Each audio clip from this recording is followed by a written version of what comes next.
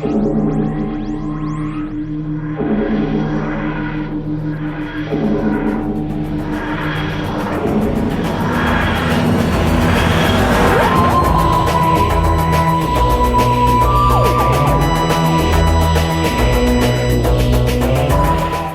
Who fans, and welcome to the Big Blue Box podcast. My name's Gary.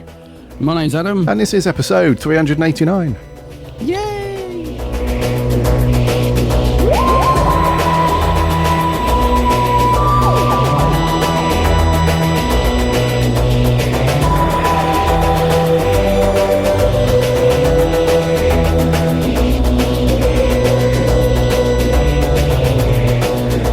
Welcome back to another episode. Hope you are keeping well and safe and that you've all managed to do something Doctor Who related. Yay, beat you. Hope if Although with the delay I may not have beated you. But. Well, I didn't want to say anything. I didn't want to cast aspersions. But I did beat you. As usual. You swine, he's thinking. There's like a tiny little delay, just a tiny one, but it's enough to give Gary an advantage. Yes, always. So I hope you're keeping well and safe. Hope you listened to last week, episode 388, where we gave you some Doctor Who news, and we spoke about, what episode did we review last week? It was Revenge of the Cybermen. Revenge of the Cybermen, of course. Yeah. Yeah. Oh, Tom. I was a bit mediocre on that one. With a score. A bit, wasn't it? Yeah. You guys loved it a lot more than I did. I think I was a couple of points behind, but yes. So a new week, new episode. Coming up in today's episode, actually, we've got a couple of little newsy bits to talk about. Some bits that have been in the Doctor Who news circles, I suppose. A couple of bits of merch that have been announced at the old toy fair. And then we're going to crack on with our review of the third Doctor story, Frontier in Space. Frontier in Space. The old six-parter. Before we get on to that, though, Bud, how have you been? Have you had... Yeah, I've been pretty good. Done anything Doctor Who-y this week?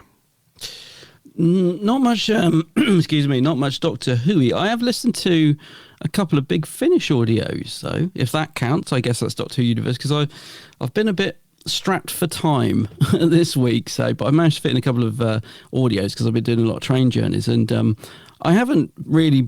I used to be massive on Big Finish, and then the output got a bit too much for me money wise, and I couldn't keep up with it all. So I wouldn't say I've fallen out of love with Big Finish recently, but I just haven't been buying or listening to anywhere near as much as I used to. But they've had a couple of Torchwood sales recently, and I bought a couple just because they were quite cheap, just to see what they're like. I'd heard it was a good range. In fact, I think we spoke about this before. Listeners have told us, the Tortured range is really good, but I've never really delved in. And I loved the ones that I got. So they did another sale recently, so I bought a couple more. And that is slowly becoming like my favourite range of Big Finish. They're just really cool little 50-minute contained stories. Some of them have a little bit of an arc, but not much. And I've been loving them. So I listened to one the other night called One Rule, I think it was. I'm just going to quickly check now, with Tracy Ann Uberman, which is one of the first ones in the Torchwood monthly range. And oh mate, it was great. It was such a good story and such a fun listen. I feel like I've been a bit behind the times with it. I feel like I'm sort of catching up with everyone else now and finding out how good they are. But yeah, so I listened to that one, and I also listened to a Murray Melvin one because I love Murray Melvin. Listened to one of the last ones that he recorded, and yeah, just fantastic. So if we've got anyone out there that's like me, that's sort of been thinking, those Torchwood audios any good, the ones I've listened to have been great, and they're mostly ones from the sort of first 30 releases, because those are the ones that have been in the sale. And I haven't had a bad one yet. Listened to a good one with Michael Palin, the Monty Python guy. Called Tropical Beach Sounds and Other Relaxing Seascapes, right?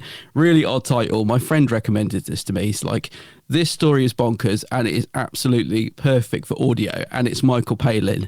What more do you want? And I was like, okay, I'll give it a go. Brilliant, mate. Absolutely, like, such a bizarre little sort of 50-minute story with Michael Palin almost doing like a relaxation storytelling tape, but then he's I don't know, it turns into a story where you're sort of immersed in it. It's so clever. I just was really impressed with it. So, yeah. So I've been listening to a couple of Tortured audios this week, which have been great. But apart from that, I haven't really had time to do anything else because obviously we've had this whopping big parter, Frontier in Space, to get watched. So that's kind of taken up the rest of my free time. But how about yourself, mate? What have you been up to? Yeah, sounds good, dude. And I've not really done anything too crazy with Doctor Who, like you said, with the old classic episodes that are 6-parters. They take up a little bit of time, of course. But one thing I did do was I started reading this book a year ago, maybe 2 years ago. I can't remember. I don't know if you remember. It's a book called The Long Game by Paul Hayes. I do know it. Yes. Yeah. So it's basically a bit of a documentary in book form about how they brought the show back for 2005. And the relaunch in 2005. I started reading it. The lead up. Yeah, when it first came out. I only got about 2 or 3 chapters in, but for some reason, I fell off the book. Not because I wasn't enjoying it, but I can't remember. Anyway, so I started rereading that a couple of days ago, and I'm up to the same point actually than I started reading it before. So we'll see how it goes. But I'm really liking it so far. So that's the only thing I've done Doctor Who wise, apart from watching the review story. I read that book about a year ago, funny enough. I think it was, maybe I bought it at the same time as you when it sort of first came out. And it is a great book, actually. Yeah, it talks about just like how difficult it was to actually bring back the show, and I'm assuming you're at the start where it's talking about there's confusion over who actually owns the rights to the Doctor Who, because we just assumed the BBC owned it, but there was this sort of grey area during the 90s and wasn't there? So there was all this sort of conflicting things that stopped it coming back, and it is a really good book, actually. Yeah, I do remember liking it, but I think I read it probably a year ago when it came out. Yes, I can't remember when this launched. I think it was I don't know. Anyway, it's a good book so far. Those of you that have not read it, still widely available, pick it up. The Long Game by Paul Hayes. So might try and get Paul on and have a chat with him about the book, because it's got some really interesting stuff here, like a lot of things that you would have seen sort of doing the rounds, or you've watched in various documentaries, or you've chatted to other Who fans that may know people involved in the BBC, whatever. There's lots of common stories and tales, of course, about that stuff, but it's mainly things like Chris Eccleston falling out with Russell and him not being happy, and some other bits around the production. All of that stuff is typically stories and tales and myths around once the very first episode Rose had aired onwards from 2005. But this book is very much the precursor to that stuff. This book is more about actually getting the show off the ground and getting it made, and all the early days and all that stuff. So yeah, I'll contact Paul, see if we can get him on. That'd be a good chat if he's up for it. That would be, actually. Yeah, he's done another one as well. He's just released another one, hasn't he, called Pull to Open, which is 1962 to 63, the inside story of the BBC created and launched Doctor Who. So I guess it's just talking about how the show actually came to be in the first place. And I haven't got that book yet, but it's it's on my want list. So yeah, we should get Paul on to have a chat. Indeedy. Yes. If you're listening, Paul. Yeah, he probably does listen, of course. I'm sure he does. Everybody listens. Yeah, along with Russell and Shooty and everybody, I'm sure. We're not going to land the TARDIS and do any news. We haven't really got much to dig into. Just a couple of bits that have been doing the rounds. First up, this is a bit of and interestingly, we spoke about this on the round table a little bit last night. So make sure you're following or subscribing to the Big Blue Box, because we have a round table episode that goes out once a month. That's going to drop next Monday. Where we get the writing team together and we just talk about various Doctor Who bits. But we spoke briefly about it. I want to get your thoughts as well. This thing that about Millie Gibson leaving the show, quote unquote, already. It's been a bit of the way that I fall down on it is, it sounds like a bit of a storm in a teacup to me. But some other parts of fandom are taking this as how fandom works with Doctor Who. They'll see something like this and it's like, oh no, the show is in crisis. We have people leaving already. It's all. My view is that this is very much normal, and and has been planned by Russell and is nothing to worry about at all. It's just Russell has written this character to be in it for one season plus another couple of eps in the next season, and that's it. It's all very much to plan and everything. And if we think about some of the previous companions as well, Martha and even Donna. I mean, Donna, if you take away the 60th episodes for a second, Donna, it feels like she's been in Doctor Who a lot, but she only had one full series. Yeah, I never think of her as being a one series. Exactly, yeah. She was, she was in it for the special and the 60s and stuff like that. But in terms of just being in it, a proper series, Martha only had one series, although she came back. Donna only had one. So really the exception to and some of the old classic companions as well, like Dodo and, some of those people, all just one season, one series. So the exception to the rule is really Rose, right? So Billie Piper, she's the exception to the rule. So when you think about it like that and you put it in context, Millie Gibson is really just on par with a lot of the other companions that we've seen in the show. So that's my view on it. But what do you think, dude? And this has not been confirmed, by the way, by Russell or the BBC. It's just, it's pretty much is there, but we haven't had any official stuff from Millie or the BBC. But where do you fall on this, dude? Yeah, I was a bit surprised when I saw the headline. I was like, oh no, is she off already? So yeah, I was a bit shocked. I mean, I have heard rumblings for quite a while that, I don't know, she wasn't that happy, or she was finding, the long hours or the night shoots difficult, and she was being branded a diva on set. But you kind of dismiss that as, oh, well, I'm sure every actor has a bad day, or, probably been blown all out of proportion. So I don't know if that does play into it, or whether, like you said, it was always planned that way, because we've already seen, people already seem to know who the new companion is. I don't know the actor. I don't know if you do. I think she was in Andor. I don't even know her name. I've never heard of her. Do you know who it is? Oh, because we've already seen pictures of them out filming. Yes, yeah, I know her face. I can picture it, but as usual with names, not a chance. Oh yeah, we're not the best for names, listeners, but I mean, I haven't watched Andor, so I don't know. But so that's the bit I find a little bit odd, is that if it was planned. And obviously, once they start filming on the streets, so like they've been doing a lot of filming by this, I don't know, somewhere in Wales, some famous landmark or whatever. So we see Shooty out there with the new companion. It's pretty obvious. So I'm surprised they haven't put out like an official statement or announcement about it. Because normally it seems like Russell's really planning quite far ahead. We're already into series 2 being filmed, so.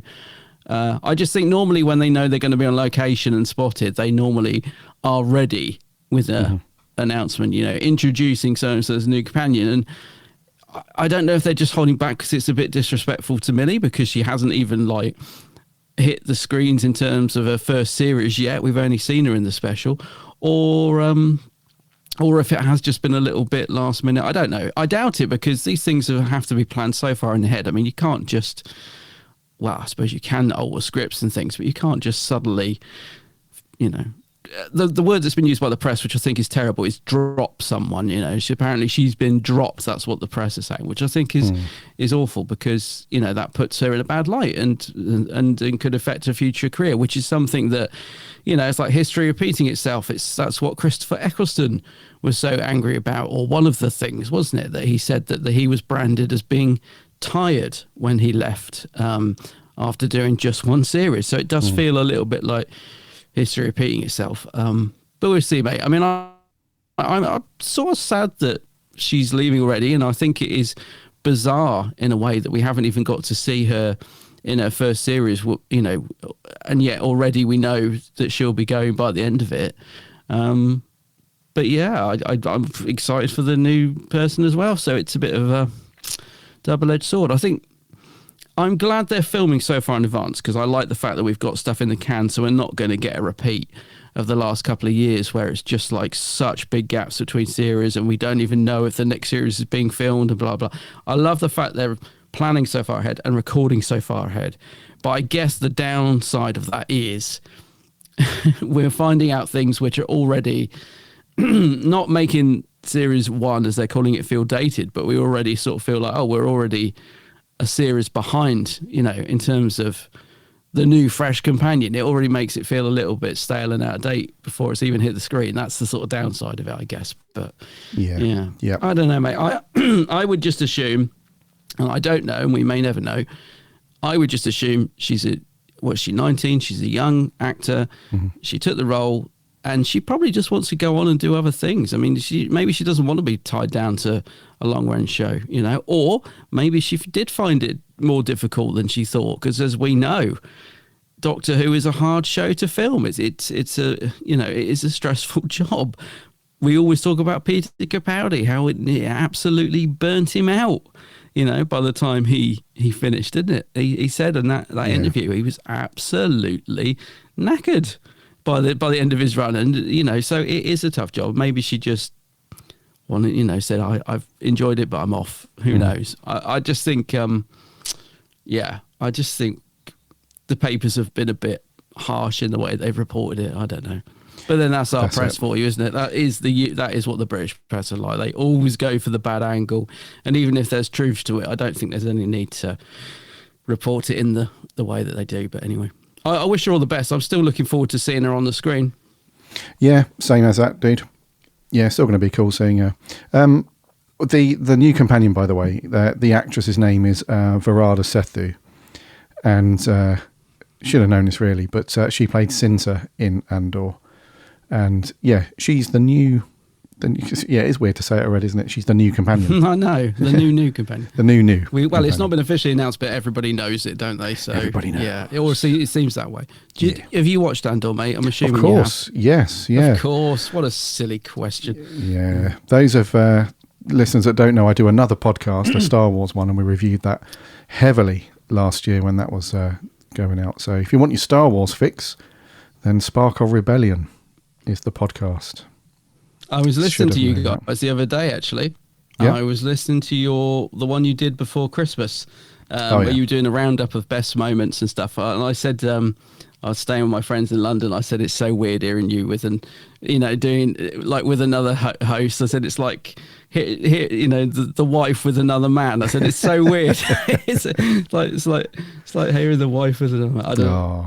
But it's a cool podcast. Let's go and listen to Spark Rebellion if you're into your Star Wars. It's a cool podcast. Adam will always be my first. Whatever. Oh, don't give me that now. Your dinner's in the dog. Yeah. Oh God. Anyway, that's the new companion. Millie, you're out, love.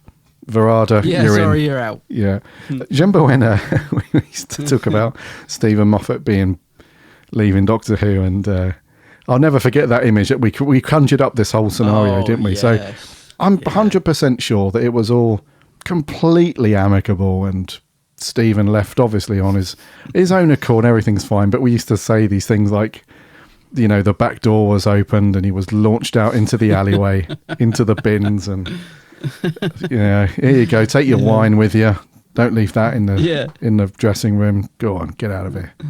But, I'm sure Millie has not been tossed out into the street or fired in any way. I think this is all just par for the course, mate. I honestly do. I think she knew 100% going in. Russell laid it all out and said, look, this is your story arc.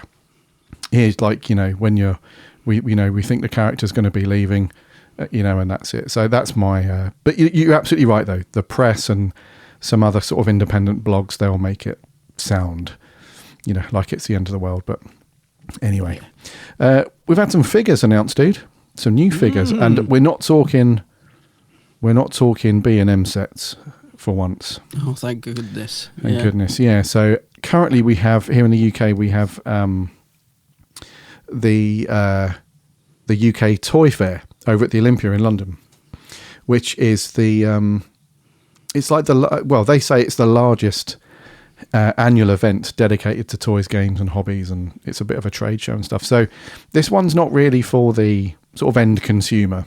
This is more for all of the sort of UK retailers to go and look at stuff that they want to start stocking and selling and marketing and stuff throughout the year onwards.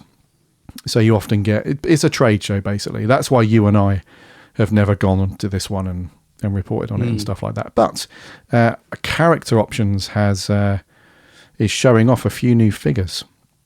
So we have the action figure for Shooty's Doctor. We have the action figure for Ruby Sunday. We have the action figure for the Wrath Warrior from the Star Beast. We also have the 15th Doctor's Sonic Screwdriver, which I think is probably the most controversial thing in there. I mean, the figures were kind of a given, I think. They were always going to be coming anyway. Along with the Sonic, but the Sonic, just because of its very nature by its design and everybody being a bit divisive on it. And then we've got the Meep plush toy, which is actually a lot larger than what I thought it was going to be. Remember when they used to release plushes a lot back in the day, and we had the little adipose plushes and stuff like that? I thought it was going to be quite small like that, but it's actually it's a decent size. So any of these on your list for pickups, dude? All of them. All of them. All of them. As someone who loves collecting the toys, I think actually the figures look surprisingly good. I mean, I just think they look very good from the pictures I've seen. The Meat plush is an absolute must. I'm so glad that that's hopefully going to be a thing. I think none of these have been like 100% officially approved yet. I mean, that's the thing of the toy fair, isn't it? They're there to sort of gain interest and to get approval to say yes, there's a market for this and we can put them into production and stuff. So, but I'd like to think they're all a given. Certainly by the reaction from the fan base, people like myself who collect things like this are desperate to get them. So even the Sonic, mate, which, as you know, I'm not a fan of it. It's something about it as a toy. Like, I just obviously will get one. It just looks pretty cool as a toy, I've got to admit it, but I don't know, I've got mixed feelings on that. But the Meat plush absolutely is top of my list. I can't wait to get that, and I'm glad that it's there, because Russell had said there was going to be no Meat merch. You tease, Russell, trying to lead us down the garden path. But the Meat plush, mate, looks great. I think the figures themselves look good, because obviously sometimes, as you know, facially, sometimes these figures can look a bit, who's that meant to be? But these look good. I'm assuming they've done like a proper digital scan for these, because even from the blurred pictures that were taken at the fair, they look good. They look decent. So as a toy collector, mate, I'm very excited for all of this stuff. Oh, nice. Cool. I know you're not much of a collector, so I'm guessing you're not as excited as me, but I'm assuming you still think they look pretty good, yeah? Yeah, I mean, I'm not one for Doctor Who figures, as you know, but I might get the Sonic, and I'll definitely get the Meep plush, because that looks pretty sweet. Yes, definitely get that Meep plush. Do you reckon it's the same size as the Baby Yoda? There was like a sort of, well, it's not a plush, but it's like a sort of life-size, not doll. What would you call it? For want of a better word, doll. You must have got one. I've got one. Not the Baby Yoda, not the Grogu, no. Have you not got the big sort of toy of it? No. Oh, wow, I've got one. Just assumed you would have it. I love that. Well, I've got one, so... Well, it just makes me more of a Star Wars fan than you. I mean, what's going on? No, I'm joking. But, well, I know what to get you for Christmas now. Let me just write that down. There you go. Goo Goo plush for Gary. Yeah, no, okay. Well, I assume it's going to be the same size as that. You know the one I'm talking about, though, don't you? I do, yes. It's probably going to be... I mean, I don't know. All I know is it looks slightly larger than your average sort of smaller plush that we've got from things. Because they did... we had a Weeping Angel plush back in the day. Like I said, we had an adipose, and we've had another couple of things. So it just looks slightly larger than those, which is no bad thing. Yeah. And the only other bit of merch we got, which was not announced at the fair, but came as a sort of an announcement anyway, was they've released a set exclusive from Character Options website of the Fugitive Doctor with her TARDIS, which looks very nice as well. This would have normally been an immediate pre-order for me, but it was £40, which is just a little bit. I mean, it's just money, so you got to be a bit careful at the minute. I just couldn't quite. My finger was hovering over the add to basket for the whole day, but I can't quite afford that at the minute. But it does look pretty cool, and it's a set that a lot of Doctor Who fans have been waiting for a while. So Fugitive Doctor figure and her TARDIS.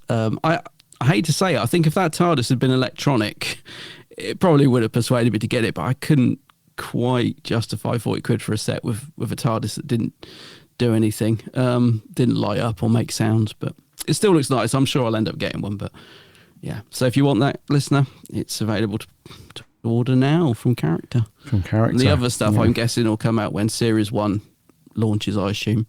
Yeah, probably. In May, whatever it is. Yeah, so character-online.com. And then I think it's on the homepage anyway, but if not, there's it is on the homepage, yeah. Yeah.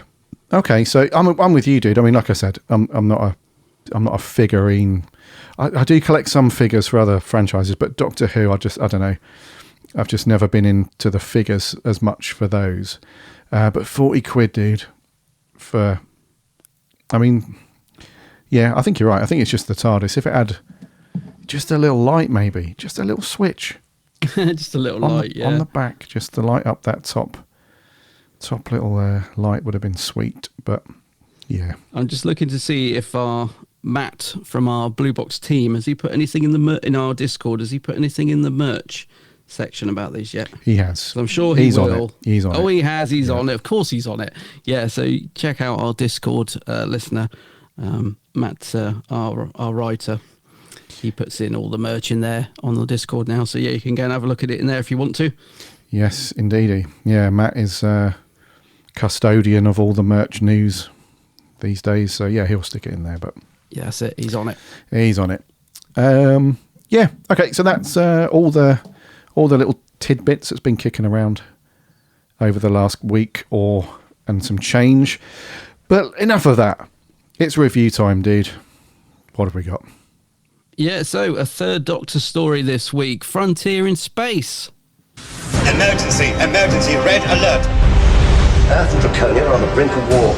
We do fear the Earthmen. They fear us. The time has come for extreme measures. This is a military situation. We should attack now. I will not be responsible for starting a war. The treaty between our two empires established a frontier in space. We have never violated that frontier. There is a conspiracy to start a war between Earth and Draconia. But there's also a third party, Professor, who is plotting to set the two empires at each other's throats. So it was you. You ordered those Ogrons to attack the ships and pretend they were Draconian. We shall force you to go back. Under the powers invested in me by the Special Security Act, I'm sending you to the Lunar Penal Colony.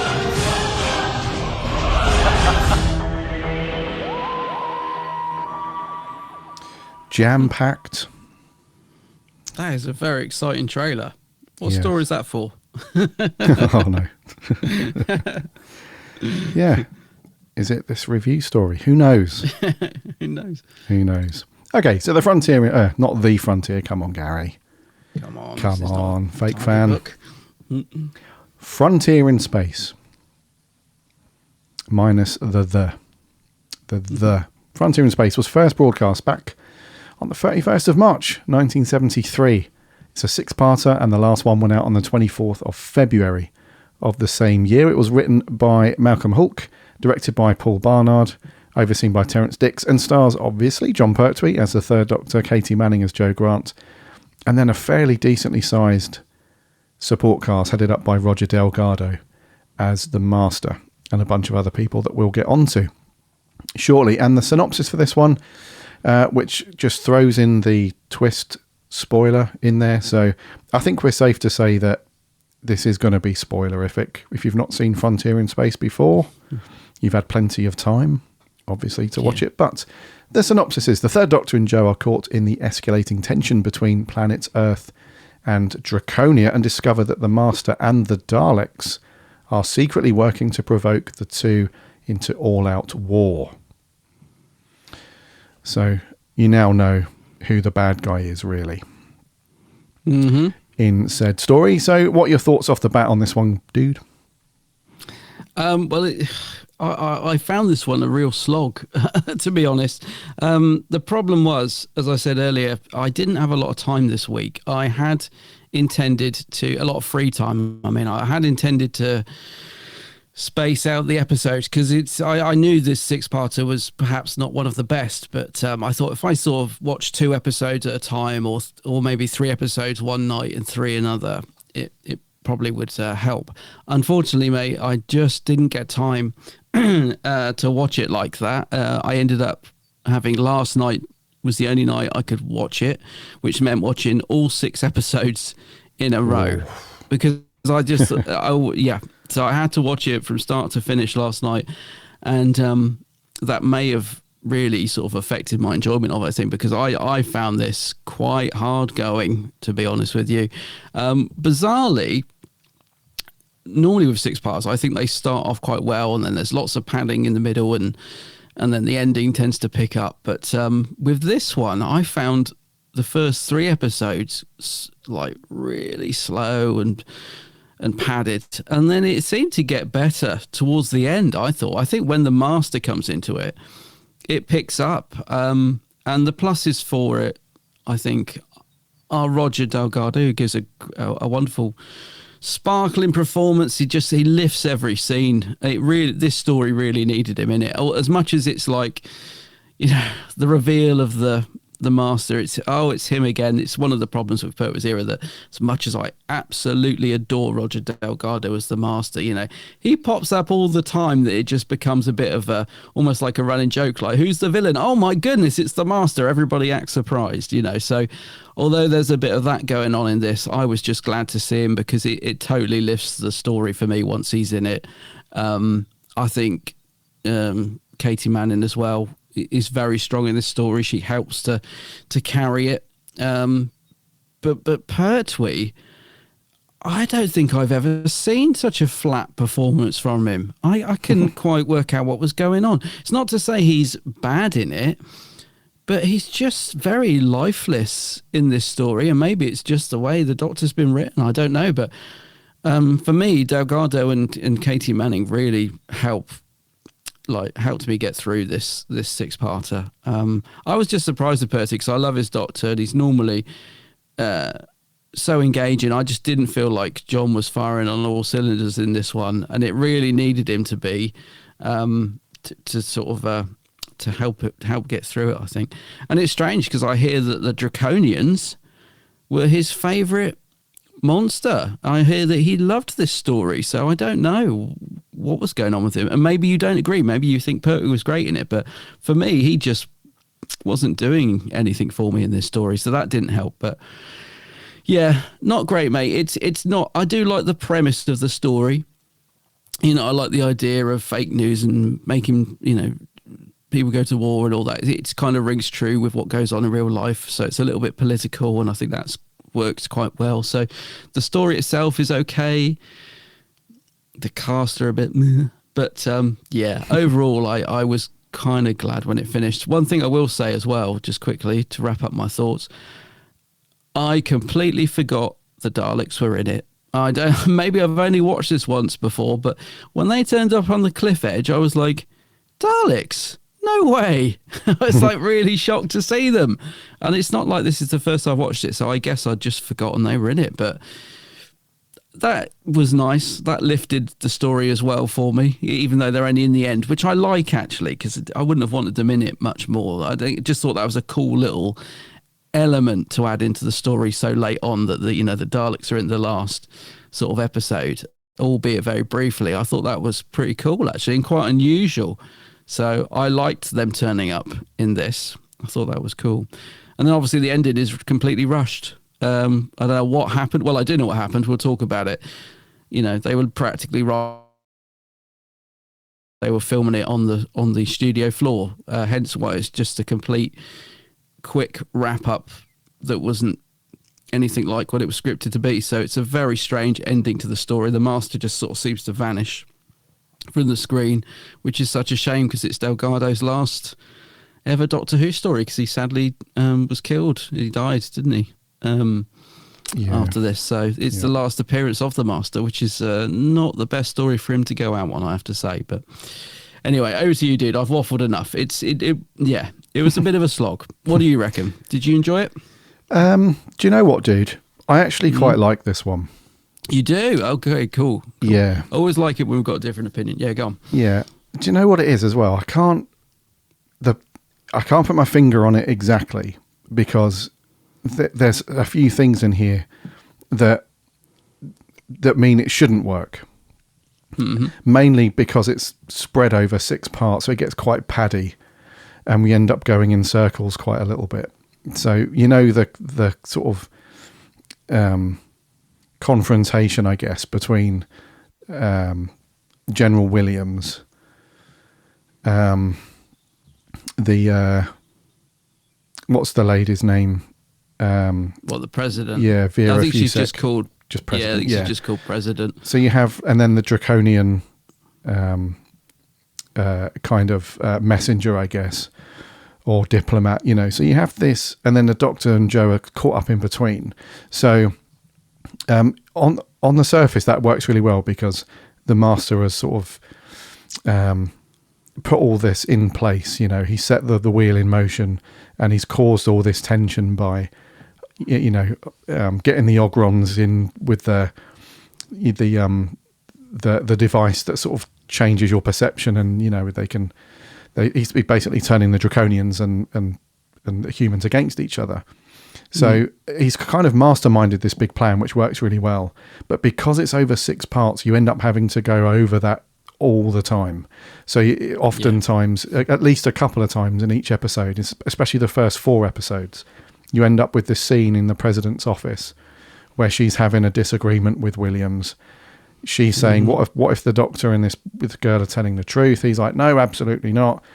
The Draconians are up to no good. The Draconians turn up, they deny everything, and then cut to something else. And we go back to that same scene almost, that same conversation for a while. So it pads a little bit. The pacing's a bit slow. There's a lot of repetitiveness in there. But for some reason, I find myself just captivated by it. And I don't know why. I think because you mentioned that it's not one of Pertwee's best performances. He's a little bit flat, and he's not as... Even when he's doing his, the karate and stuff, and he gets to get his hands dirty a little bit like that. There's a couple of little bits, but generally speaking, it's you almost get the vibe that he's like, do you know what? I'm just done with all this. I don't mean that as Pertwee's view on playing the character. I literally mean he's playing the Doctor, and the Doctor is thinking, I'm just done with all this now. Here we go again. We've turned up to help. They don't believe us. Oh, and now this guy's here as well. The Master's turned up. There's a surprise. He's probably going to, cause a load of trouble, which he ultimately does. Oh, look, there's these other dudes that are turned up as well. They're going to cause a lot of trouble. And now the Daleks are here as well. Brilliant. I just want to sit down and have a cup of tea, to be honest. That's the kind of vibe that he's giving off as he's playing the Doctor in these episodes to me. Not in the first couple. The first couple, he's kind of happy-go-lucky, sort of having a good time with Joe, and they're doing their investigative stuff, and it's all good, and but then as the story progresses, he's just like, because he gets thrown back in jail about 4 times. He escapes and gets thrown back in, and escapes and thrown. You just get, maybe it was subconsciously John Pertwee's thinking, this script is getting a bit samey now. I'm doing the same things over and over again. And the only sort of bit that provides a little bit of a shake-up is when he gets sent to the prison on the moon, the lunar penal colony. Yeah, quite liked that bit. Yeah, when he sort of mucks in with these other dudes who, there's a little bit of a political thing going on here, isn't there? And you can tell that... So you have this thing where... you can trace the origins of it back to sort of everyday conflicts that we've seen, dating back to the Second World War, where you have these big sort of 2 big powers who ultimately go to war, but there are these other people that are sort of stirring the pot a little bit, and and that sort of thing. And then you've got the rebels, if you like, so the people that he meets up on the moon, in the moon penal colony, they're like this other sort of political party that want to escape and then overthrow the president and then come to power because they've got their own thoughts on, on how the human race should be governed and everything like that. So there's like a political underpinning to it, which is very obvious, which you can't really miss. And it provides a little bit of a shake-up. But then once that's happened, we then go back to, the Master basically sets them free from prison in a way. He says he's going to transport them to whatever, but then end up getting, just back into that same conversation with the president and Williams and stuff. So really, it shouldn't work, but I like it, and I don't know why. I think it's just because it's got that quintessential old school Sunday afternoon roast dinner television feel to it. It's got a real kind of coziness to it. I'm hoping that people relate to that, because I have that with a couple of TV shows and certain stories within those TV shows, where it's like a bit of a cozy blanket in terms of TV. So anyway, it's not perfect by any means, and I'm certainly not going to advocate for it to be, up there with John Pertwee's best or anything like that, or Malcolm Hook's best story by any means. But I do like it. No, I get the cozy. I get the cozy thing. I get what you mean. I mean, I was gonna say, it sounds like you enjoy it a lot more than me, but I totally get that vibe from it. And as I said, I think it would have helped if I had been able to sort of split this up a little bit. I think watching all 6 was just a bit too much, because it is very repetitive. That's the problem for me. Like the Doctor and Joe are literally go from prison cell to prison cell to prison cell. And I thought maybe that's why John Pertwee was so bored, because all he's doing is getting thrown in the cell and having to sit down. So to me, it was just so repetitive. Like they must spend about 80% of the story in different prison cells. And so, and also, like you said, the scenes with the arguing between the president and that, it was just way too repetitive for me. I was finding myself getting very bored until the master showed up, and then it did take a turn. But I will agree with you, mate. It does have some nice bits to it, like you said. When the Doctor's on the way to the moon and stuff in that prison bit, another prison bit. But and the Master and the Daleks and stuff, and the location footage around the festival hall. I liked all that, obviously, because it made me think, oh, we go there to the BFI events, so I know that location. So I loved seeing all that. There are some stuff in there I liked, and I do think I probably would have appreciated it more had I been able to break it up a little bit rather than not watching all 6. And that is mainly because it is very repetitive, and there is quite a bit of padding. So there is. The actual story, I get what you mean. It's not a bad story in that sense. Yes. No, it's not a bad story at all. I think it just falls foul of just the way that the show was planned and produced back in the day. I know that we say it a lot, and it's still pertinent today, but and that probably leads into a little bit of why you didn't enjoy it as much. They weren't designed to be binge watched. Exactly. Do you know what I mean? Yeah. So probably back in the day when you'd watched it on a what day of the week would have been the 24th of February? I have no idea. But anyway, you would have finished watching the episode, and then you had a whole week to kind of, for two things to happen, really. One, if you enjoyed the episode, you had a whole week to look forward to the next one. And if you were in a circle of friends, or you had people that also liked the show, that provided a little bit of conversation throughout the week. Like, oh, did you watch Doctor Who? Yeah, it was really cool. What do you reckon is going to happen next week? So you had that kind of build up to it. But also, just via how the human brain works, you wouldn't have remembered every single little detail by the time a whole week rolled round. So, so when you binge watch it, everything's still kind of fresh in your mind.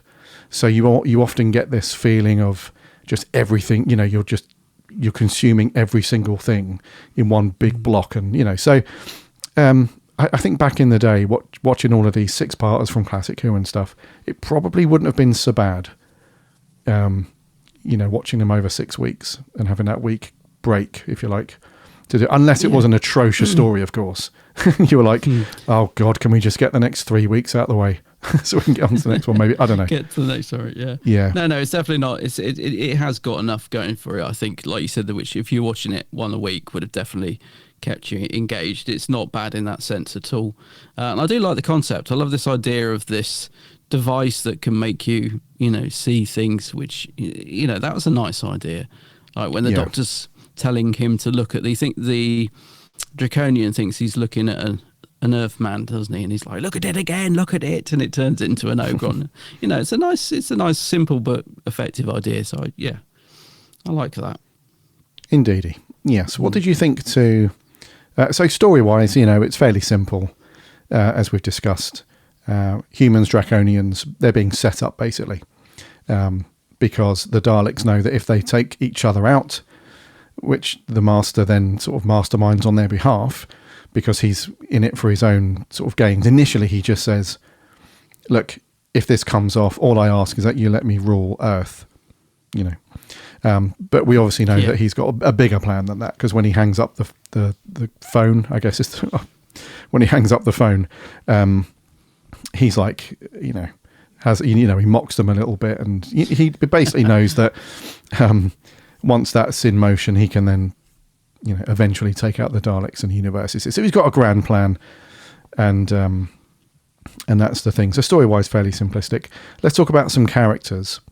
What did you think to the Draconians? Because coming from Revenge of the Cybermen last week, we noted that there was some a little bit of weirdness in the costumes and stuff like that.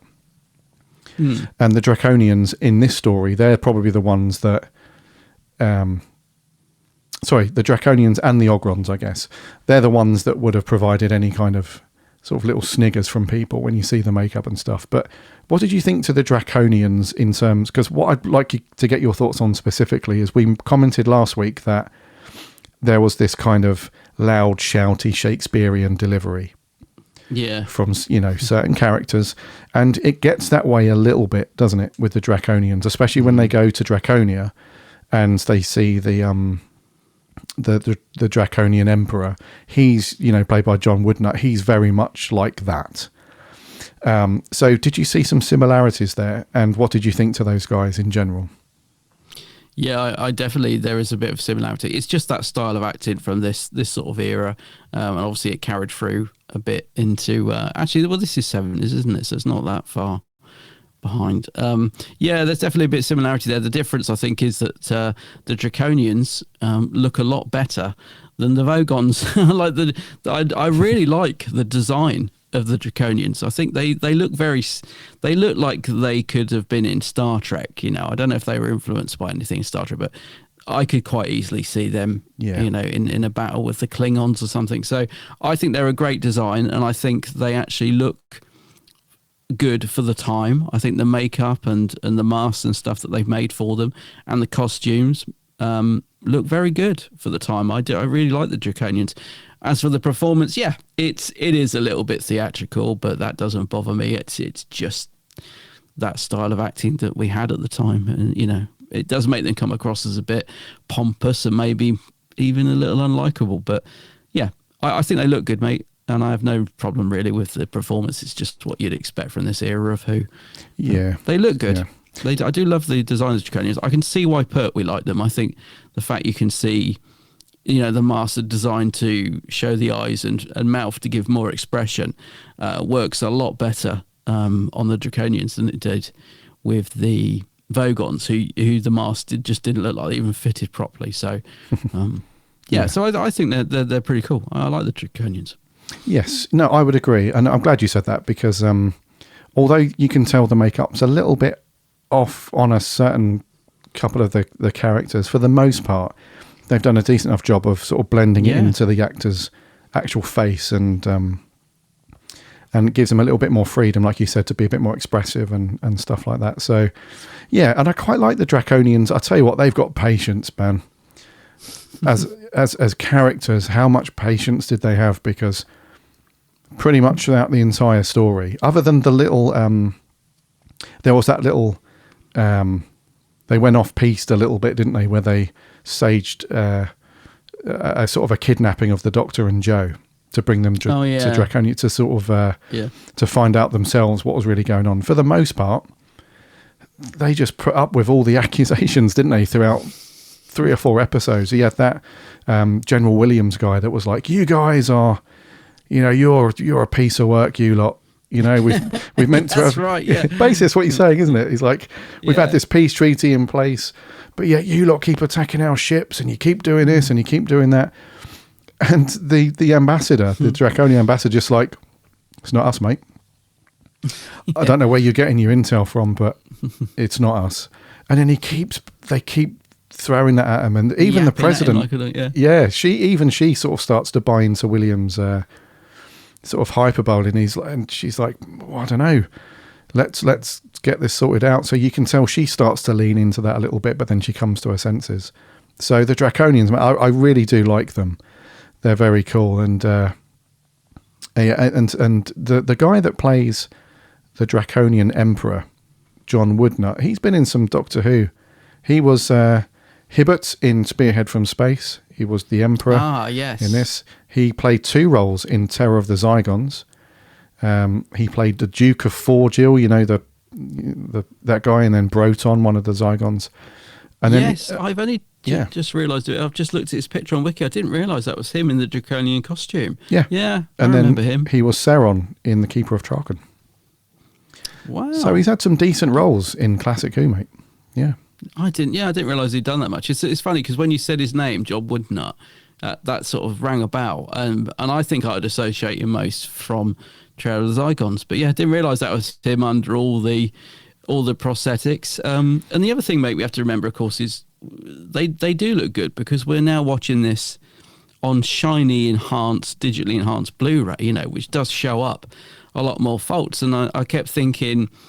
So the scene where the Doctor's in space and you can clearly see the wires that he's on, you know, I kept thinking, but you probably wouldn't have seen that back in the day because, you know, people's televisions, the picture wouldn't have been as sharp as we're watching it now.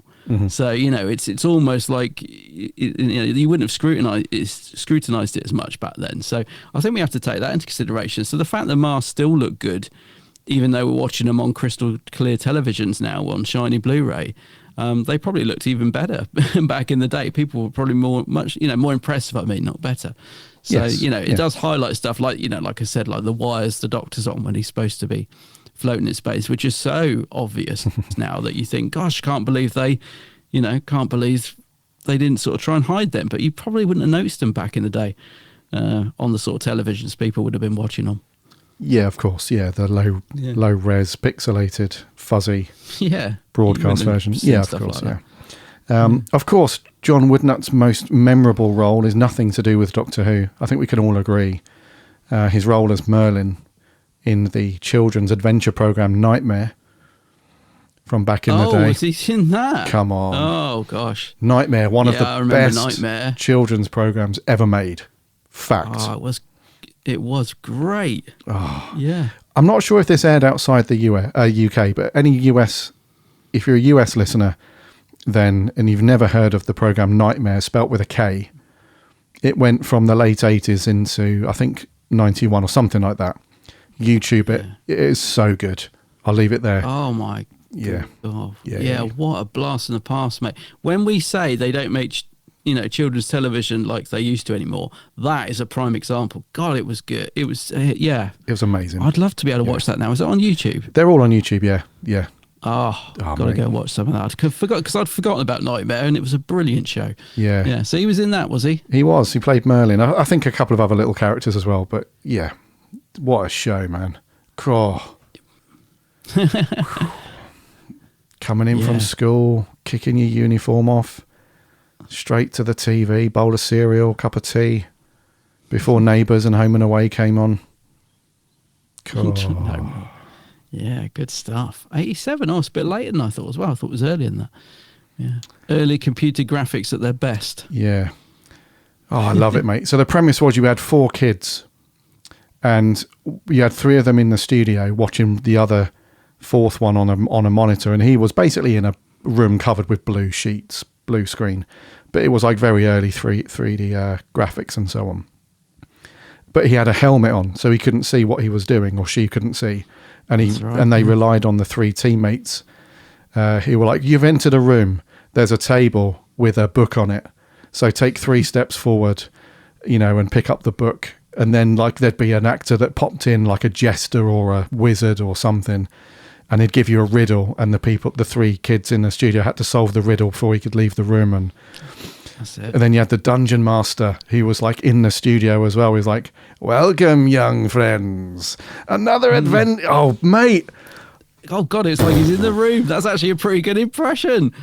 That's how he sounded like, yeah. Listener, if you've never seen it, you have got to watch it. It is so good. Oh, man. It is making me want to watch it. Do you know, I've just realised this guy's done more than I realised. Sorry to keep we will move on from John Woodnow in a minute, but he's also was in. Do you remember The Boy from Space? The yeah. We watched this at school as part of Look and Read. He was the creepy alien dad. Yeah. Yeah, of course he was. Oh my gosh. Yeah, this guy's done loads more than I thought. He's part of our childhood, this guy. God, he's been in loads of stuff that I used to watch, yeah. Yeah. And obviously, second to Nightmare, the other most important thing is Zed Cars as a classic Who actor, of course. Obviously, yeah. So anyway, Draconians, dude. I like them.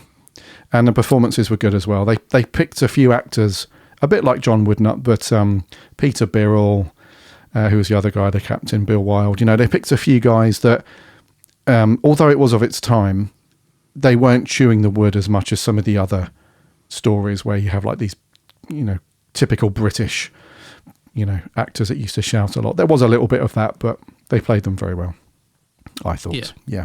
What do you think to the Ogrons?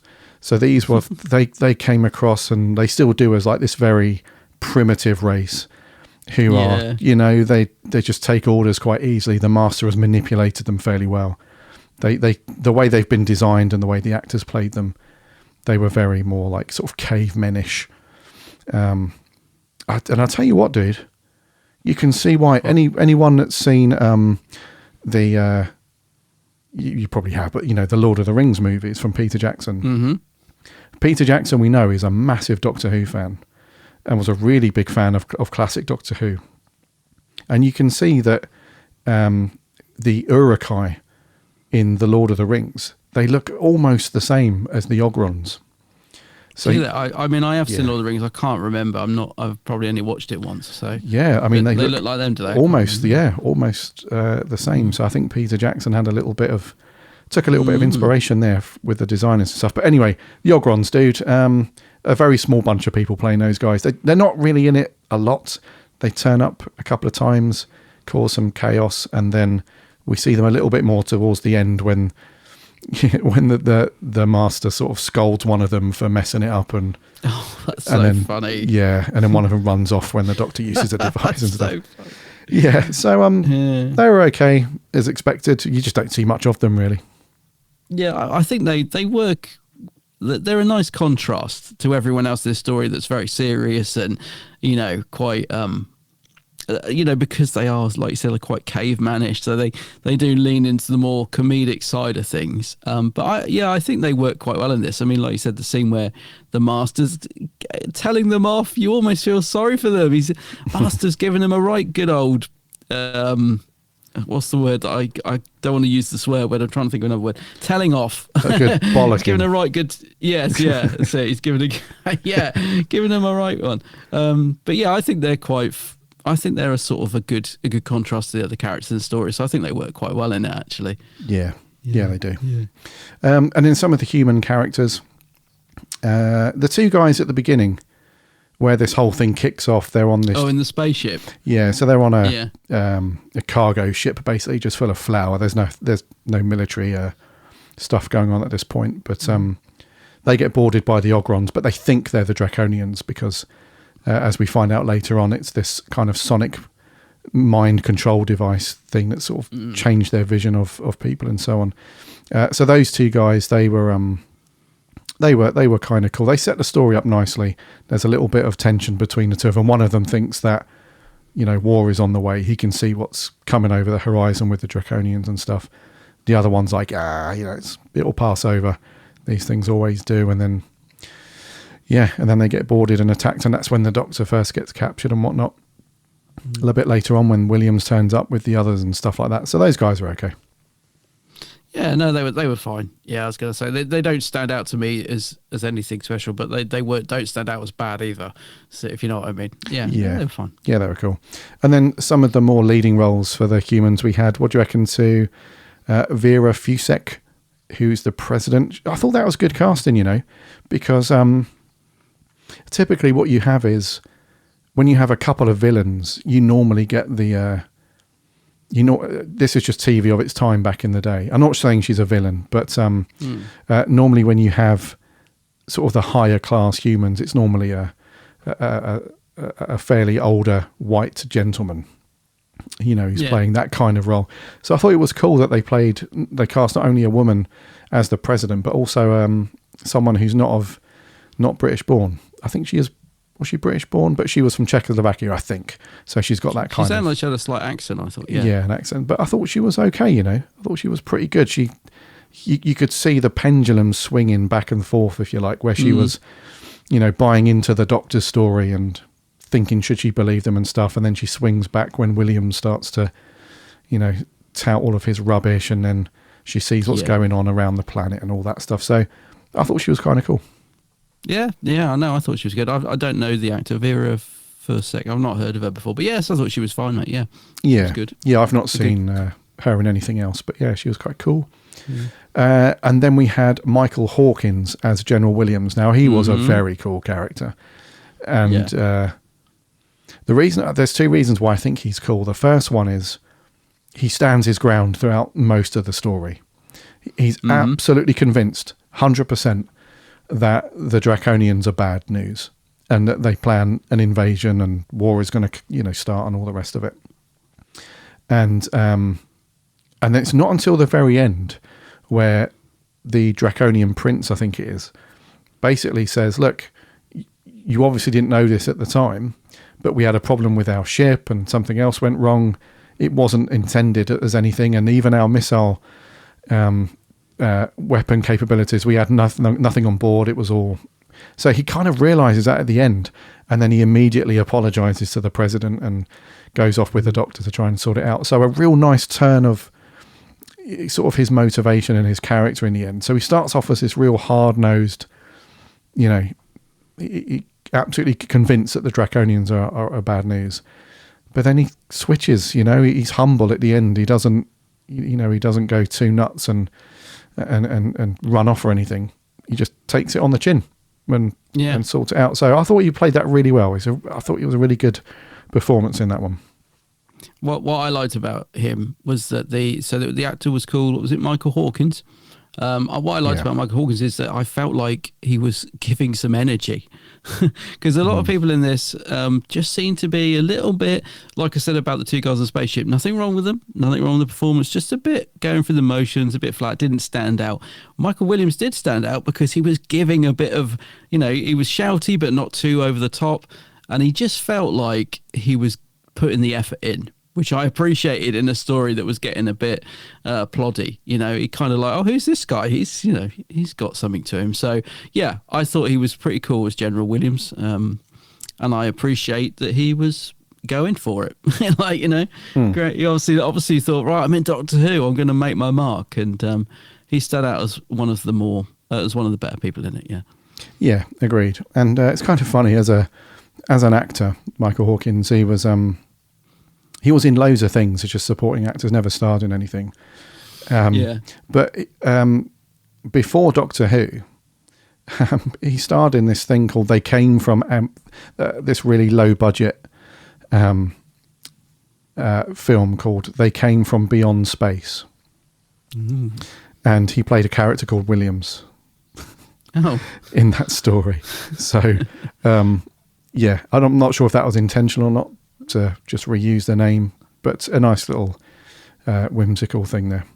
But he was cool, yeah. And then Delgado, dude, never disappoints, does he? Absolutely. No, he really doesn't. He is on it. Every story that Delgado, like we can, as we've done already with this story with John Pertwee and some of the other leading roles with Doctors and Companions, there's been a few stories, even Tom, there's been a few stories where we said they're just not feeling this one. Yeah. We said it especially with Davison, right, on some of his stories, where we've just commented that, there's just not, they're not firing on all cylinders. It's a little bit flat here and there. You cannot say that about Delgado. Every single story he's in, he's on it. and this is no exception, right? He is so good, dude. He's just electric. Every scene, even the scene where he's going to sleep in the cell with the doctor and that. He's just so cool. Yeah. He's so cool. His screen presence is amazing. That little twinkle he has in his eye, and you're right. He is bang on the money every single episode he's in. And as I said, I know it gets a little bit predictable that the Master will turn up, but I don't care because he is just brilliant. I do love that scene when he locks the doctor. He locks the Doctor and Joe in the cell, and the Doctor starts talking about what happened in the end of the War Games, which I thought was quite interesting. Actually, he starts talking about the Time Lords banishing him to Earth and all that. I thought that's a really nice little moment, actually. But then it cuts to Delgado sort of rolling his eyes at the Doctor going on and on and on. I just thought, he's wonderful. Like every minute that he's on screen, you can't take your eyes off him. I adore Delgado as the Master. I said it's not the best story for him to go out on because it is his last story, and I know there were grand plans, weren't there, to actually there was going to be a big old battle coming up in a future story. What was it going to be called? Was it the last game or the end game? Or I had it in front of me a minute ago. Now I can't find it. So basically, Delgado wasn't getting any. Was his work was drying up because he was so associated with the show, and producers were just assuming that he was on the show full time when he wasn't. So he said, I love playing the Master, but I need to get other work too. Barry Letts. So Barry Letts was actually going to kill off the Master, believe it or not, at sort of Delgado's request in an epic blockbuster of a story. Which obviously never came to be because sadly Roger Delgado was killed in a car accident, I believe, wasn't it? He was, unfortunately, yeah. So it never got to happen. But in a way, I'm glad the Master never got killed off because even though it came back with different actors, and I think they've all put their own stamp on it, I don't think any of them have ever quite reached the heights of Delgado. Agreed. What was that story going to be, mate? I had it in front of me, and now I can't find it. I think, listeners will probably know of this anyway, but there was going to be a big battle between the Doctor and the Master in the following season, which would have seen the Master finally killed off in a big way, so that there was no doubt that he could ever come back. And it was so that Roger Delgado could actually get some other work, because he was just saying, I'm just, people just think I'm a regular in Doctor Who, so they're not offering me parts. So I kind of need to go, unfortunately. But but he's brilliant, mate. Absolutely brilliant. He is great, isn't he? Really cool. Katie Manning then, as Jo Grant. She had a fairly decent story in this one, dude, because quite often you see companions back in the classic era.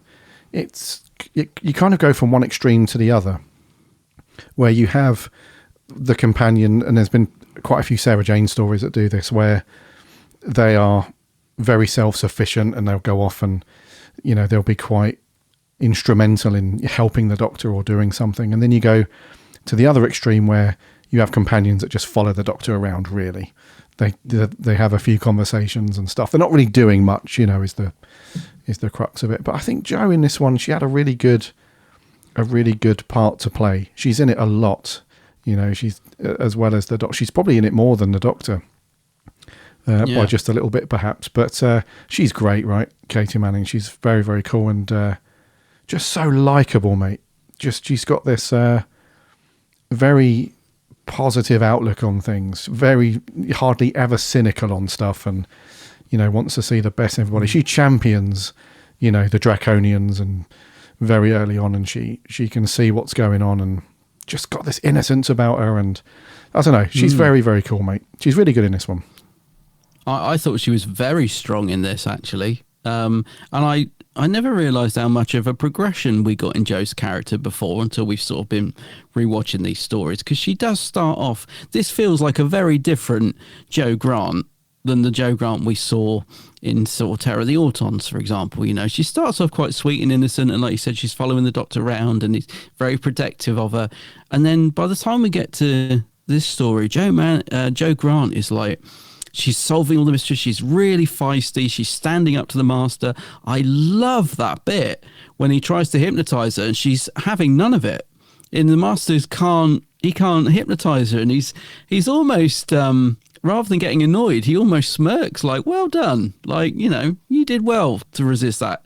And she's very strong in it, mate, and written to be a really feisty sort of more mature Joe Grant as well. And Katie plays it brilliantly. I just hadn't realised there was such a it's not, I was going to say big difference. It's not a big difference. It's the same character, but there is definitely a progression. You know, you can tell that this Joe Grant has seen more, experienced more, has got used to, you know, the situation she's going to be in and how to deal with them, rather than having the Doctor come in and save her. She will break out of that cell herself with a spoon, you know. So yeah, I really thought Katie Manning was fantastic in this. I really did. Her and Roger Delgado really made this story for me. I thought they were both very, very strong. But yeah, particularly Katie, she did really stand out, I thought. Yeah, same, dude. Very much agree. Yeah.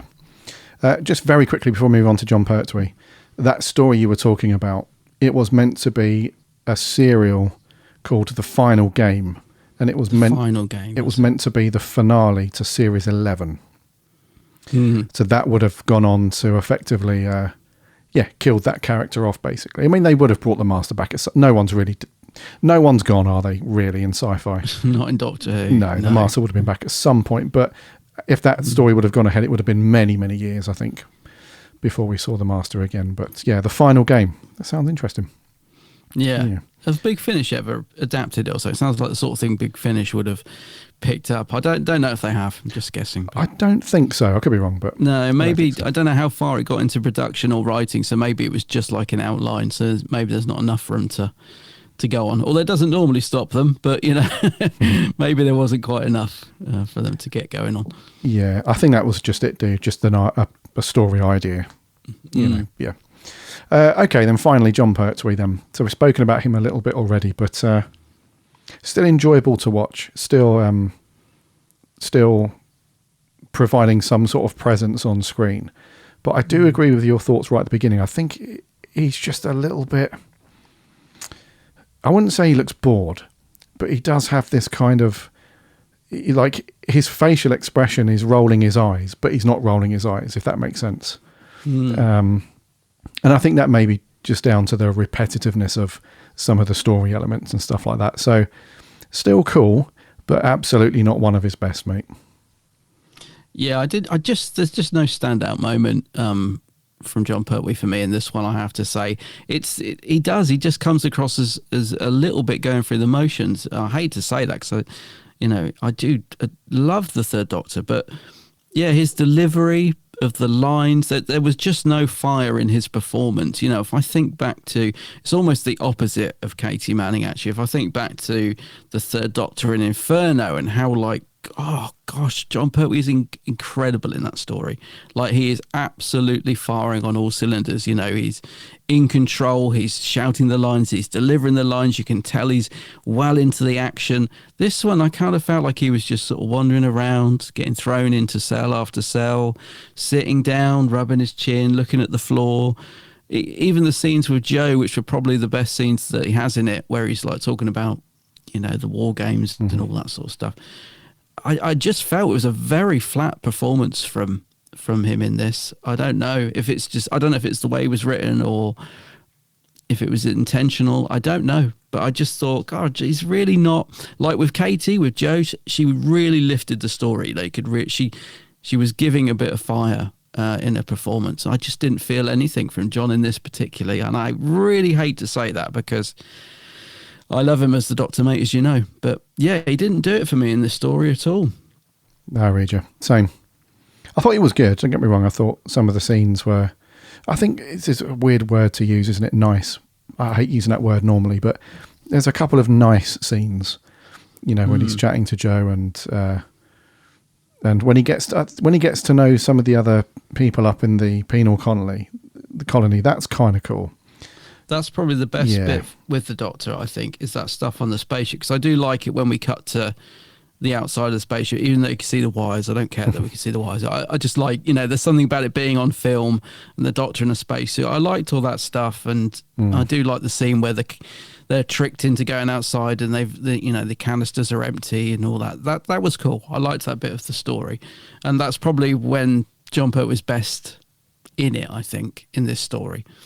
But true. Those aside, there is a guy that I don't know what the character is called. There was a guy in that spaceship that is absolutely outdoing everyone in terms of the acting board mediocre performance. I don't know what it's called. Do you know the guy I mean, with the little glasses on? That who was that guy? I was like, does he know the cameras are rolling? It was the worst, most boring performance ever. I don't know who the character was, but sorry, mate. I have to say, just John Pertwee just not really doing it for me in this one. Not bad, like you said. The word I wrote down was subdued.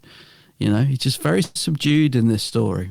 Yeah, that guy you were talking about, Professor Dale, that's played by Harold Goldblatt. Yeah, he was. That was an odd. Although to be fair, performance. Yeah, it made you watch it though. It did keep you glued a little bit, but I know what you mean though. Yeah, but Pertwee overall, just a bit muted compared to some of his other stories.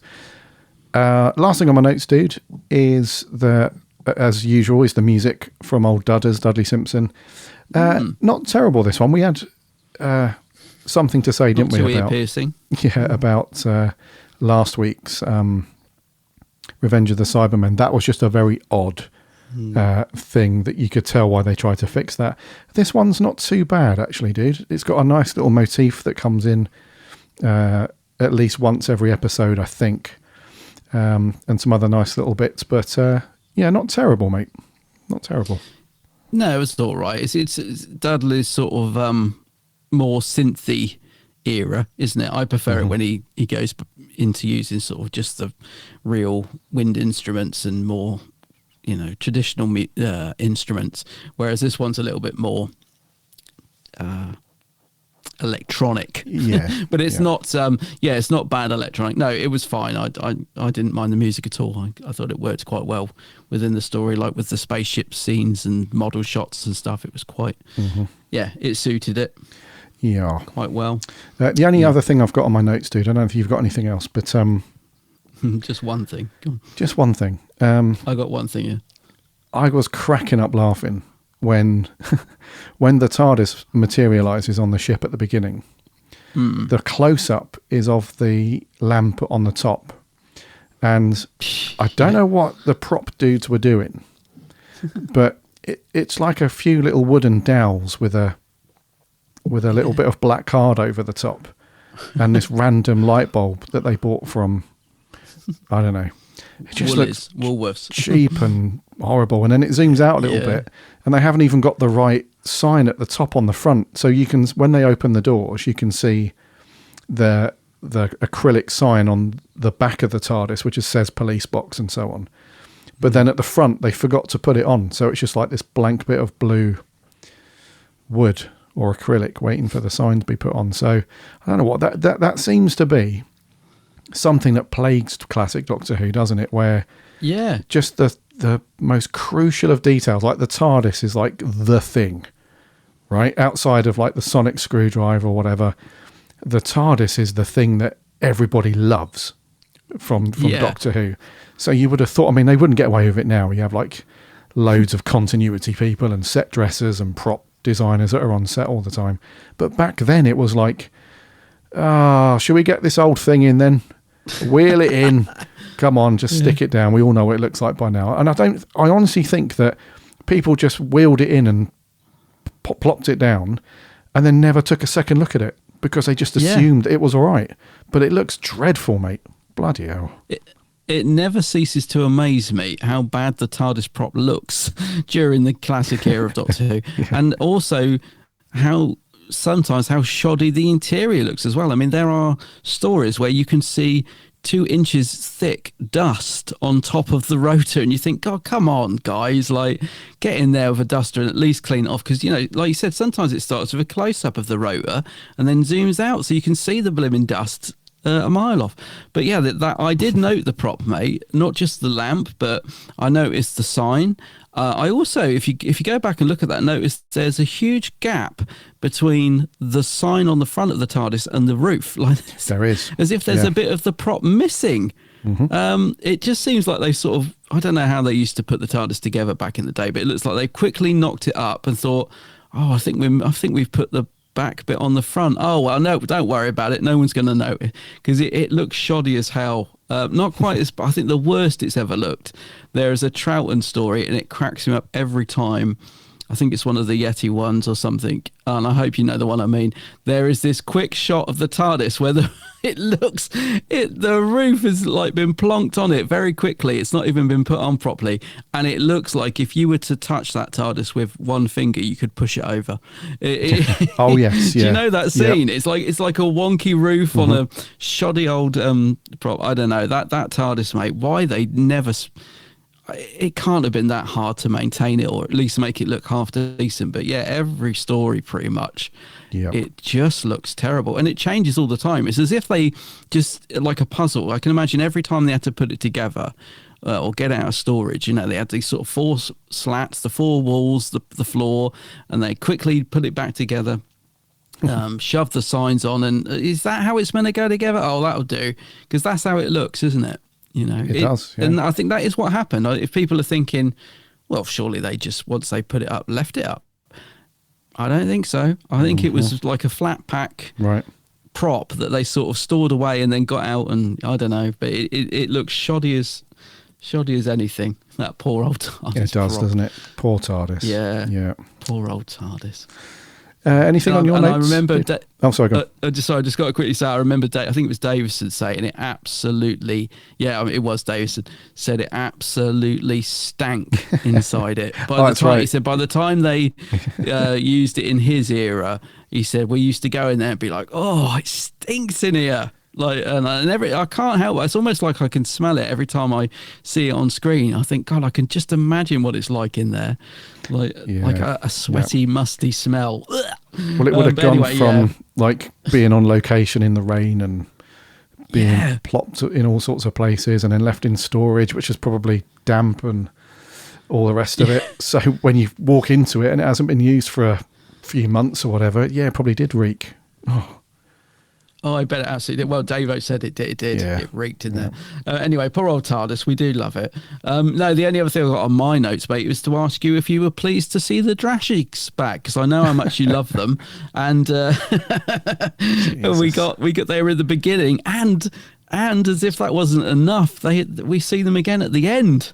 We do. Joking aside, actually, I did love the little scenes where we saw. So at the end, they're hallucinating, and we see a Drashig, a Sea Devil. What's the other thing we see? A Mutt. I thought that was pretty cool. Yeah. But there is one other thing I've got to quickly talk about. But were you pleased to see the Drashigs? No, because... no, you don't like the Drashigs, do you? No, because unfortunately for the Drashigs in this story, they've shrunk by about 50 times their original size, which is weird. But no, they look ridiculous, mate. Yeah. See, I love the Drashigs, but every time I see them now, I can just hear you in my head saying, they've got all those eyes, how can they not see? And I'm like, yeah, it's crazy, they can't see anything, they've got like 10 eyes. All right, moving aside to the Drashigs, there is one other thing I quickly want to say. It was about the quick wrap-up ending, because it is a really bizarre ending, like the Master just vanishes and everything kicks off. And I was watching the making of, and basically the explanation for this is that the monster that the Ogrons are scared of, and I don't know if it had a name, the Orgron Eater, whatever it was. Yep. Yeah, the prop, we see it for a split second on location, don't we? So it's kind of built up there. There's a picture of it on the wall that the Ogrons sort of give food to sort of not worship it, but try and keep it at bay. So we see it for a second on screen, and then we never see it again. And the reason is that basically the prop was so bad that the director said, we can't film this original ending. The original ending would have been that monster, that prop coming in and scaring all the Ogrons and going mad and killing them or whatever. And he just said, we can't have that thing on screen. Like, literally, it looks terrible. So this is what I was saying. They were practically writing the ending on the studio floor as they were filming, and just said, I know, just everyone just goes mad, and what we'll do is we'll cut to the Doctor going in to the TARDIS, and that'll be it. So that's why it's such a severe ending, is because they kind of just made it up on the spot to get rid of using this Ogron monster, which looked terrible. And then I think it was either Tone Sticks or Barry Letts said, right, what we'll do then is we'll plonk on a little scene from the next story where the Doctor contacts the Time Lords, and that's where we'll end it, like that then, instead of just having them, go away from the monster. Right. So that's why, basically, that's why the ending is so weird and rushed. It's because that monster was supposed to appear again, and it just looked so bad. They didn't use it, and they improvised, basically. But it did look bad. I mean, we see it for seconds on screen, but it does look bad, doesn't it? Looks on terrible. the rock, it looks like a giant balloon. Well, it looks like something a bit rude, actually. Just it's like a giant thing. I don't know. Thing. Pudding. Let's say a giant pudding. There you go. Yeah. Yeah, I can see why they didn't go with using it, to be fair. It feels like, because there was a bit of a build up to it, because there's a big mural of it on the wall. They keep walking past, and you think, what's that thing? And then when you do see it, you're like, oh, that's weird. Somebody said, why didn't they just why didn't they use the device that's been in the story the way through of the hallucinations? Somebody could have pressed that, and maybe they could have hallucinated Daleks and things all coming towards them, because they'd already obviously got the props out to film those tiny little cameos. So that would have been a much more dramatic ending. I don't know. I'm surprised they didn't think of that. Yeah, that would have worked, wouldn't it? That would have scared them all off. Like, that would have been much better. But anyway, it is what it is.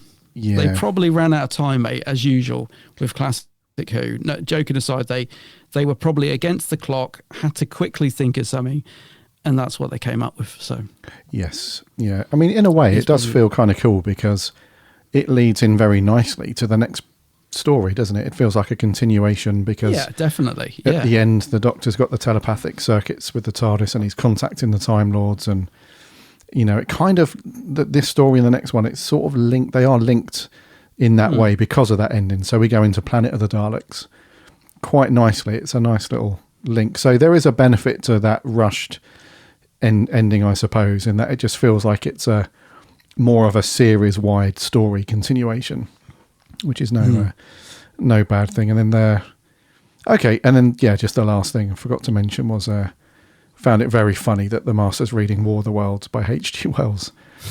Yeah, they always put these little jokes in there. Love it. Yeah, I love it. He's literally reading the story as what he's orchestrated or trying to. So yeah, that was kind of a fun little thing. Okay, dude, let's get to scores if you've got nothing else. Yes, let's do the scores. This should be interesting then. I think it's you to go first, actually, mate. I think it is. Yep. I'm going to go over 6 out of 10. I was around a 5 because I was a bit bored for a lot of it, but I do think the story's decent. It's just very repetitive, and as I said, I think it was almost my own fault for not being able to spread it out in the way it was intended to be watched. So I'll give it a 6 out of 10. Okie dokie. I will go with a 7. Yeah, I was hoping you'd be higher because you enjoyed it more. So yeah, I'm very aware of its faults in a way, and aware that it's not by any means the strongest performance from Pertwee or anything like that. But there's something about it that just keeps me I could happily watch this as a 4 and a 2 or 3 and a 3 or something, quite happily. That'd be fine. So yeah, there's just something about it that captivates me a little bit, even though I'm aware of its faults, I guess. That's cool, dude. Yes. Okay, dude. So 6 from you, 7 from me. What story have we got next week? So next week, we're going back to the 4th Doctor, because we haven't got that many stories left for each Doctor, so we've got to try and get some of these 4th Doctor stories done, and we will be reviewing The Invasion of Time. The Invasion of Time. Now, is that 4 or 6 parts? The Invasion of Time is a 6-parter. Yeah. Yeah. Another 6-parter. Bloody hell. I know, yeah. Here we go. Here we go. So this is Invasion of Time, crikey. What is it? This must be Leela and K9 job, right? Yeah. Leela and K9, yeah. Back to Gallifrey. Gallifrey. Chancellor Barusa. I think, yeah. I'm pretty sure Barusa will be in there, yeah. Yes. And, okay. This is the one with the funny TARDIS interior, isn't it? This is the one where it's like filmed in a hospital and it's like, sorry, is this meant to be the TARDIS? Anyway, I am quite looking forward to rewatching this one. Yeah, it's been a while since I've seen this one. Yes. Okay, so that's the story for next week then, Invasion of Time. And I think on that note, dude, let's wrap there for episode 389. Alrighty.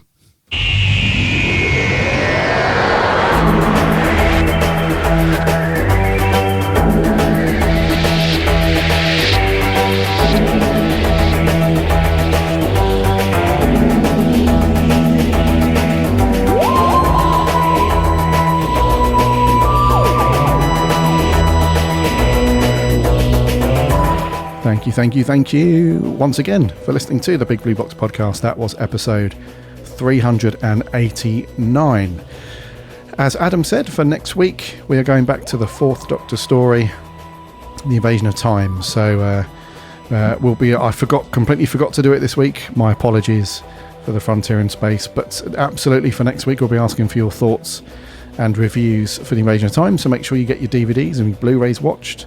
It's on everything now. It's still on BritBox. It's on iPlayer. We've got all the discs to go and do your stuff. So get that watched because we'll be asking for your thoughts as always. In the meantime, make sure you're following or subscribing to the Big Blue Box on whatever podcast app you listen to your podcasts on. You'll find us on there. Just do a search for us. Or if you head over to the website, which is bigblueboxpodcast.co.uk, there are links there as well to the various podcast networks. And you can even listen on the website if you want. If you've got a desk job and you're working away, and you want to listen in your browser, you can do that. And you can also read the reviews and articles from the writing team as well. We're on the socials too, Instagram, Twitter, Facebook, all that stuff. There are links on the website. Come and get involved. And we have a really cool free Discord server as well. So there's a link on the website for that. Hop in there and chat Doctor Who with lots of other cool Who fans. And also don't forget to remember to go and check out my co-host channel on YouTube. It is, of course, The Geek's Handbag. Yes, I have a YouTube channel with lots of geeky stuff on it, mainly .2, so go and have a look. The Geek's Handbag. Geek's Handbag, indeedy. And he's on the socials under the same name as well, The Geek's Handbag. Until next week, my name's Gary. My name's Adam. And remember, Aaaaaaaallons-y.